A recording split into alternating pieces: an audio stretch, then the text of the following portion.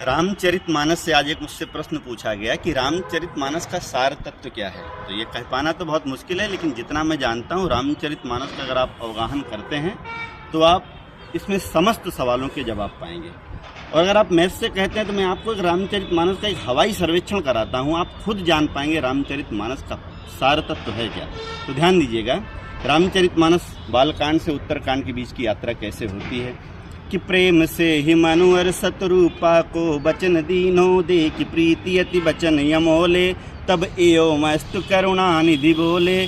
तो प्रेम से ही कौशला के गोद प्रभु आयो है व्यापक विगत निरंजन निर्गुण विरत विनोद। लेकिन सो प्रभु आज भगति बस कौशल्या की गो। तो प्रेम से ही केवट को बुलाई के धुलायो पग सुन केवट के बैन प्रेम लपेटे अटपटे। तो प्रेम से ही भीलनी के जूठे वेर खायो है और प्रेम से ही राखियो है। चाहे जितनी रामचरितमानस पढ़िए आपको जवाब यही मिलेगा कि प्रेम से ही राखियो है सदा भक्तों का मान।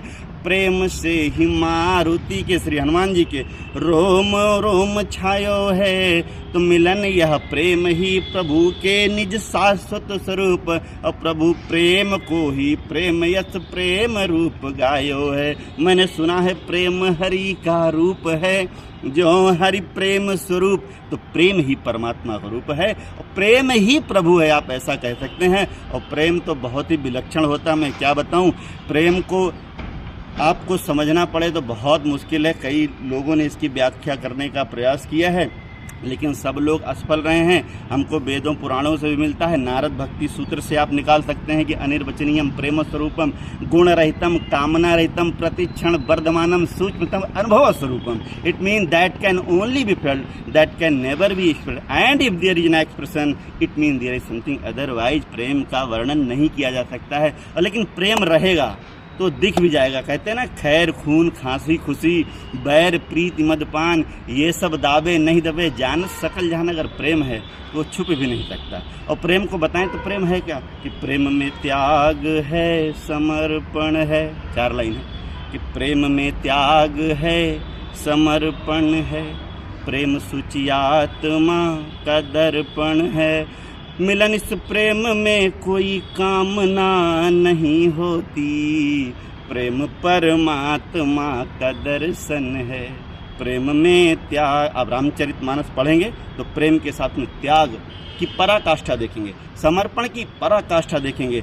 आप एक इतना बड़ा साम्राज्य जिसको फुटबॉल बना दिया कि भरत बोलेंगे मेरे पास नहीं, राम बोलेंगे ये आपका है, लेकिन कोई लेने के लिए तैयार नहीं। इतना बड़ा त्याग और समर्पण। लक्ष्मण का राम के प्रति समर्पण, भरत का राम के प्रति समर्पण, शत्रुघ्न का मौन समर्पण और त्याग। कभी पढ़िएगा, बहुत ही कम जाने बोले जाने वाले पात्र हैं, बहुत कम लिखा गया उनके बारे में, लेकिन आप उनका अवगाहन करोगे तो आप देखोगे बिना बोले ही रामचरितमानस ने राम राज्य की स्थापना कर दी है। रामचरितमानस का हर एक पात्र बेजोड़ है, हर एक किसी से आप तत्व किसी एक को आपने साध लिया, जीवन जीवंत की यात्रा में निकल जाएगा। तो रामचरितमानस मेरे भाई एक प्रेम ग्रंथ है, जैसे गीता एक योग ग्रंथ है, रामचरितमानस किंकर जी कहा करते थे एक प्रयोग ग्रंथ है। रामचरितमानस जीवन जीना सिखाती है। जैसे कहा जाता है महाभारत भागवत ये आपको मरना सिखाती है, आप मरें तो आपका अंत कैसे होना चाहिए जिससे आपका जीवंत बने। वैसे रामचरितमानस कहती है आप जिएं कैसे, परिवार कैसे बनाएं, समाज कैसे बनाएं, राष्ट्र कैसे बनाएं, विश्व कैसे बनाएं। तब बन के आता है ना पूरा ये वसुधैव कुटुंबकम की भावना निकल के आती है। ये प्रेम से ही संभव है, दूसरा कोई मार्ग नहीं, दूसरा कोई विकल्प नहीं। धन्यवाद।